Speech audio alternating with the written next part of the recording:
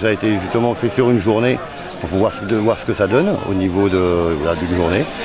Bon, le résultat, le temps n'était pas là, mais bon, les gens étaient présents, donc voilà. Il va y avoir normalement les cracheurs de feu, les spectacles de feu, donc on a été un petit peu, voilà, un peu. Il y a eu aussi, donc il n'y a pas eu de concert, ça a été un choix, et donc on a préféré faire de la musique de rue en fait. Voilà. Donc voilà une innovation. Et après, on a eu d'autres combattants par rapport à l'année dernière qui se sont rajoutés, donc ça c'est une nouvelle. Je pense qu'on est sur la bonne voie, les gens étaient présents, donc je pense qu'ils vont être en demande. Donc il n'y a plus qu'à maintenant trouver une date et se lancer dans le projet. Nous sommes la compagnie Les Sonneurs de Branne et nous faisons de la musique médiévale, d'inspiration médiévale, festive, de rue. Et des animations de bal aussi, de banquets, et essentiellement dans des fêtes médiévales, voilà, un petit peu partout en France.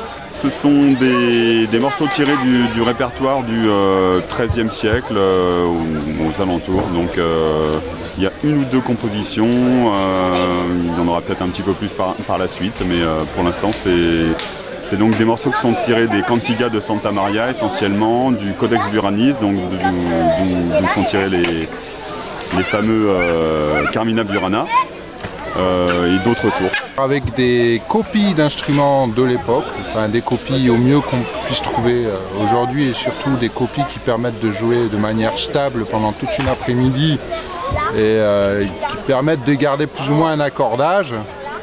Alors moi j'utilise une cornemuse. Dans la grande famille des cornemuses, il en existe une multitude. Celle-ci est une cornemuse galicienne, donc de Galice en Espagne. Et de par sa conception sobre et simple, se rapproche au plus près des cornemuses médiévales de l'époque. Ensuite, il y a la mandole d'octave jouée donc par le mandoliste. C'est une mandole, par exemple, pareil, une copie de l'instrument à cordes typiques tel qu'il était joué au XIIe, XIIIe, XIVe siècle, avec quelques petites retouches modernes qui permettent de faciliter le jeu. Et après, on a pour finir un gros tambour, un tambour qui est brésilien. C'est un alfaïa, mais de par son esthétique assez sobre aussi, il ressemble au plus près lui aussi des tambours joués à l'époque médiévale et Renaissance. On connaît les ribots de Pacoy, on vient à la base de Mauvesin, notre troupe est domiciliée là-bas. Donc on fait de l'évocation médiévale, donc on présente surtout pas mal d'échoppes d'artisanat avec travail du cuir, de la maille, travail du tissu avec travail de la laine. Et on fait aussi un peu du combat à côté, donc avec l'équipement qu'il y a derrière moi. Et on essaye surtout de proposer vraiment des interactions avec le public au niveau de l'explicatif, de l'artisanat et de la recherche sur tout ce qui peut être amener des nouvelles connaissances autour des artisanats un peu perdus. Par rapport à la troupe, on a par exemple au niveau du tisserand, on a 2 nouveaux ateliers, donc elle gère 2 nouvelles techniques.